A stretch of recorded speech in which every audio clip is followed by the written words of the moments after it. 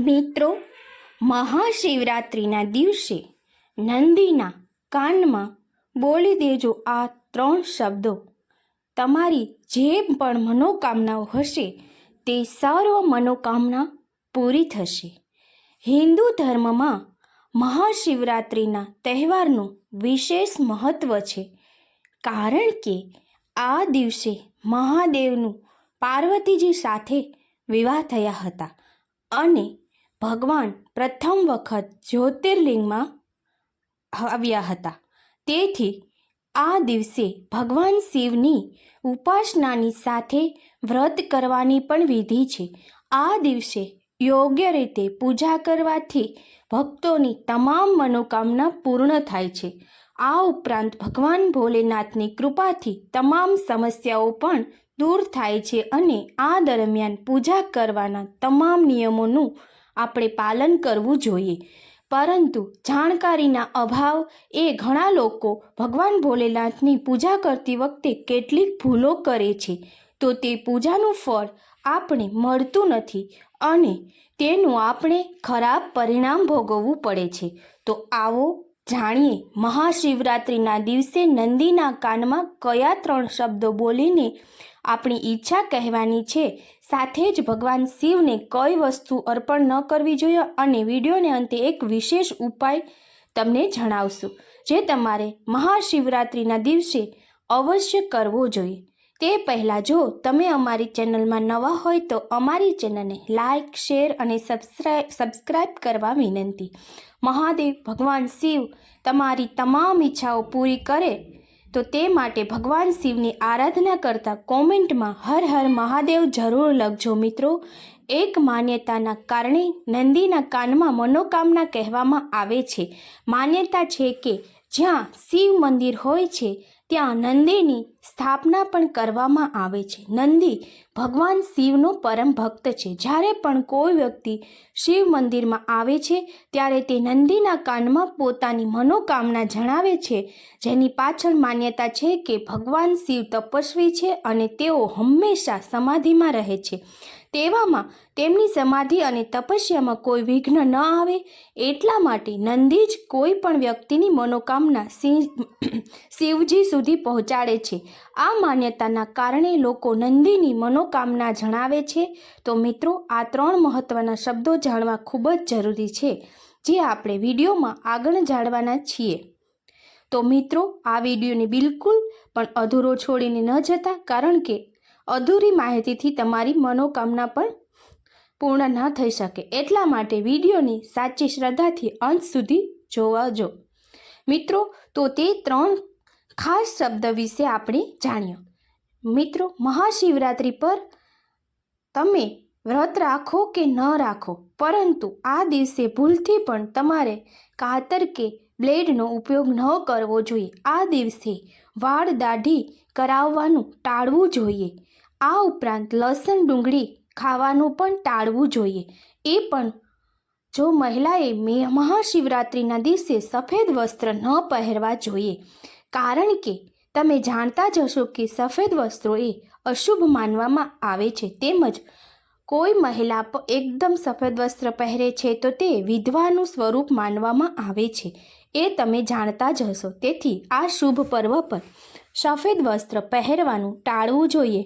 તેની સાથે જ આ દિવસે મંગળસૂત્રનું પણ ખૂબ જ મહત્ત્વ દર્શાવવામાં આવ્યું છે.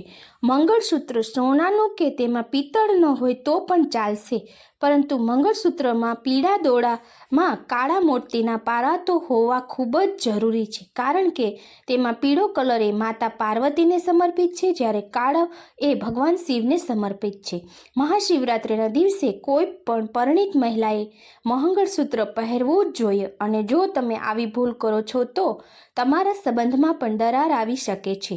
એટલા માટે તમારે મહાશિવરાત્રિના દિવસે મંગળસૂત્ર અવશ્ય પહેરવું જોઈએ. તે ઉપરાંત મિત્રો, જો કોઈ આ મહાશિવરાત્રિના દિવસે પરિણીત મહિલા છે એ માથામાં સિંદૂર નથી લગાવતી તો કોઈ પ્રકારની સ્ત્રી ક્યારેય પણ સિંદૂર વિના હોવી ન જ જોઈએ. પરંતુ આ મહાશિવરાત્રિના દિવસે તો તમારે સિંદૂર અવશ્ય લગાવવું જોઈએ. જો પરિણીત મહિલા સિંદૂર ન લગાવે તો તેને ઘોર પાપ લાગી શકે છે અને તમારું દાંપત્ય જીવન પણ ખરાબ થઈ શકે છે. તમારા દાંપત્ય જીવનમાં ઘણી મુશ્કેલીઓ આવ્યા કરે છે. મિત્રો, મહાશિવરાત્રિના દિવસે એ ખૂબ જ પવિત્ર તહેવાર છે. તે દિવસે પતિ પત્નીએ બ્રહ્મચર્યનું પાલન તો અવશ્ય કરવું જ જોઈએ. જો આ દિવસે તમે ભૂલ કરો છો તો પતિ પત્નીના દાંપત્ય જીવનમાં ખૂબ દુઃખ આવે છે અને ઘરમાં દરિદ્રતા પણ આવે છે.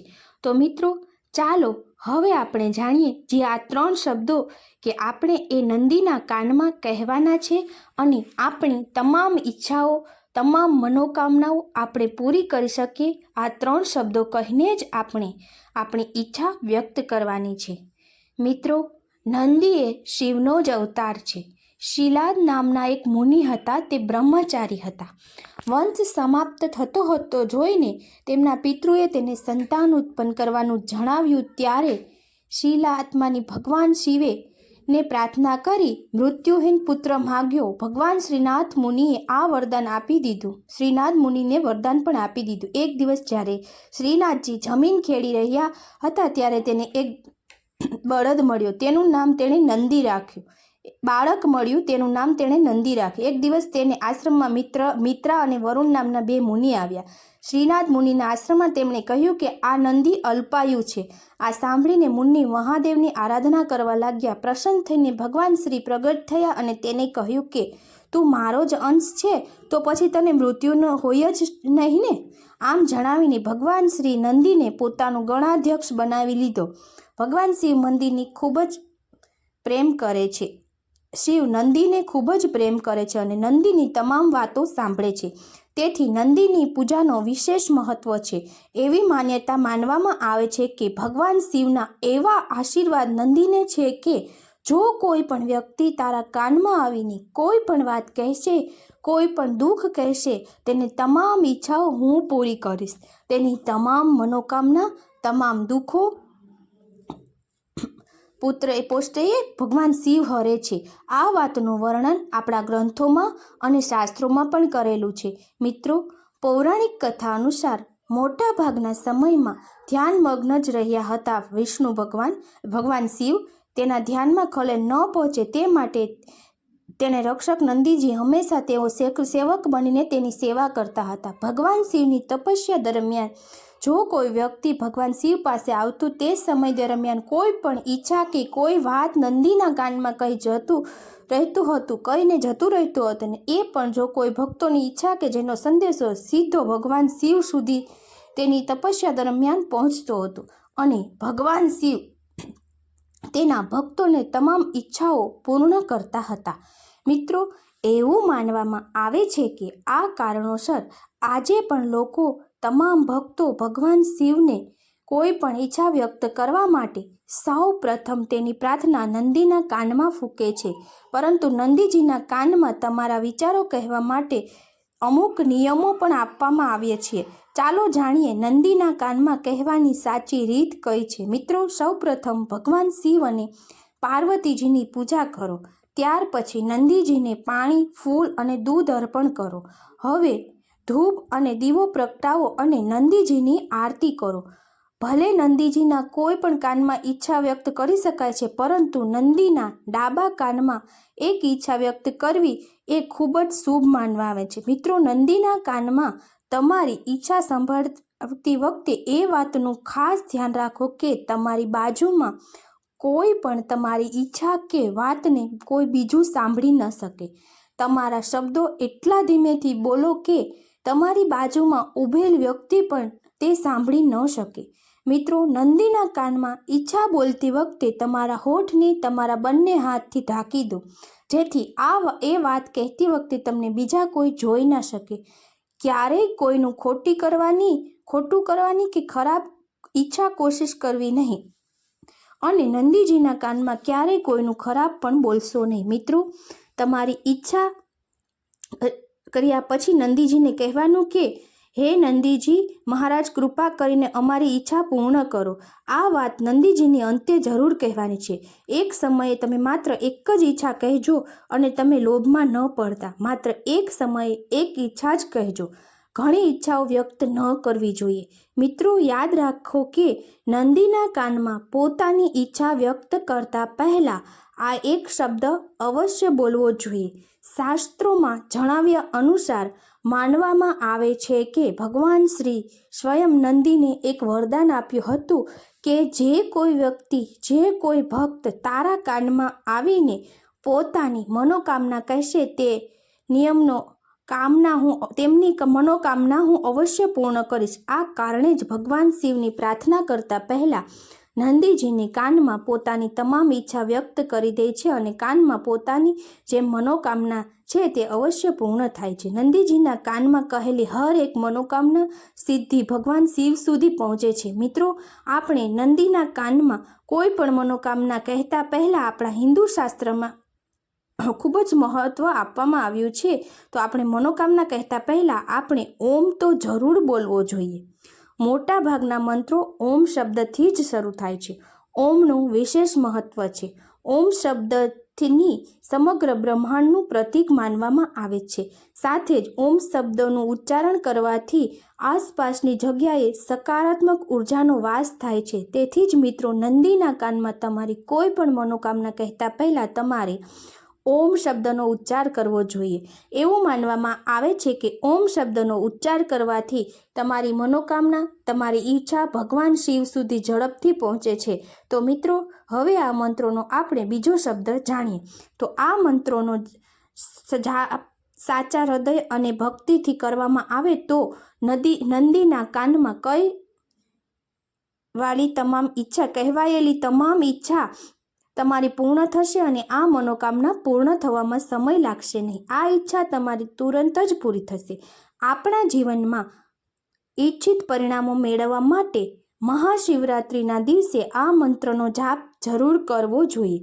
આપણે આપણી મનોકામના કહેતા પહેલાં આ મંત્રનો જાપ અવશ્ય કરવો જોઈએ. તો મિત્રો, આ મંત્ર છે શ્રી શિવાય નમસ્તુભ્યમ. હવે આપણે ત્રીજા મંત્ર વિશે જાણીએ. મિત્રો, આ ત્રીજો મંત્ર એ ખૂબ જ સરળ છે. તમે મહાશિવરાત્રિના દિવસે મંદિરમાં જાઓ ત્યારે સૌ પ્રથમ નંદીજીને પ્રણામ કરીને તમારા મનમાં જે કંઈ ઈચ્છા કે મનોકામના છે તે કહેતા પહેલાં તમારે આ મંત્ર બોલી જવો જરૂરી છે. તો આ મંત્ર ખૂબ જ સરળ છે. આ મંત્ર આપણે રોજ બોલતા હોય છે, પરંતુ આજે ખાસ આ સમયે બોલવાનો જ છે. તો આ મંત્ર છે ઓમ નમઃ શિવાય. મિત્રો, આ 3 શબ્દો કે મંત્રો તમારે બોલીને પછી તમારી ઈચ્છાઓ અને મનોકામનાઓ ભગવાન શિવના દ્વારમાં નંદીને કહેવાની છે. નંદીના કાનમાં તમે તમારી મનોકામના કહેતા પહેલાં આ 3 શબ્દ અવશ્ય બોલવા જરૂરી છે. અને જો આ તમે 3 મંત્ર ન બોલો, યાદ ન આવે તો પણ તમારે આ 3માંથી એક શબ્દ તો અચૂક જ બોલવાનો છે. આમાંથી તમને જે સરળ લાગે તે શબ્દ તમે યાદ રાખી શકો છો.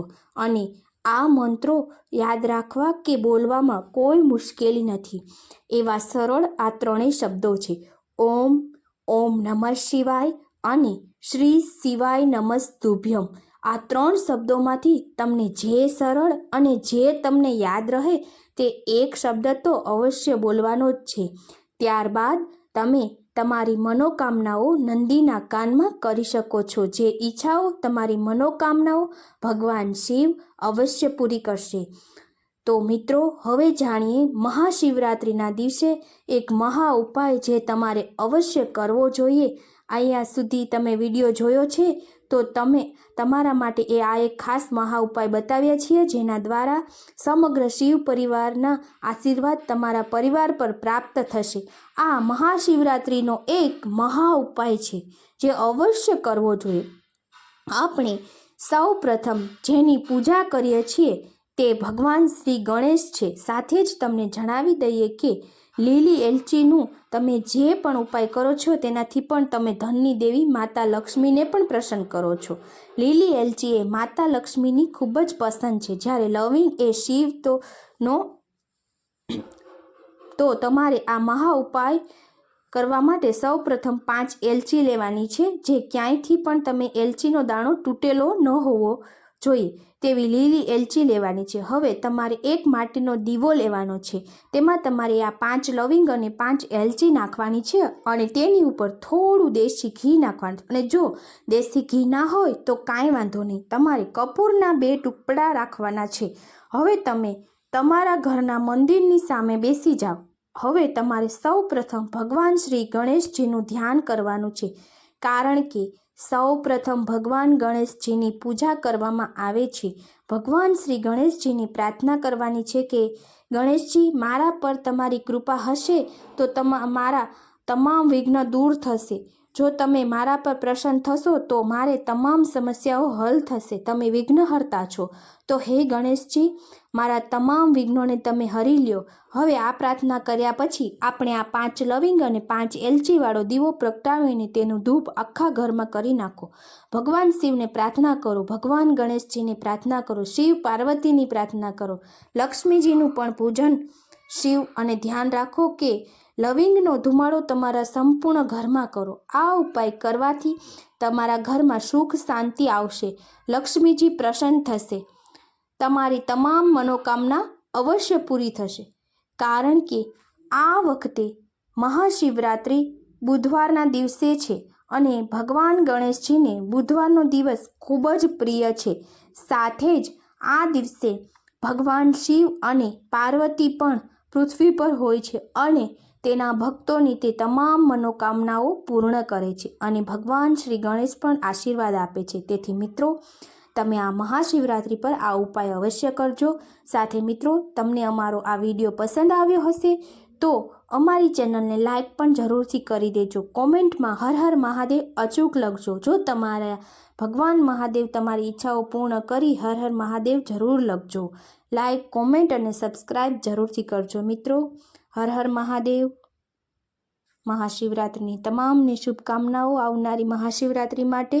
જય માતાજી.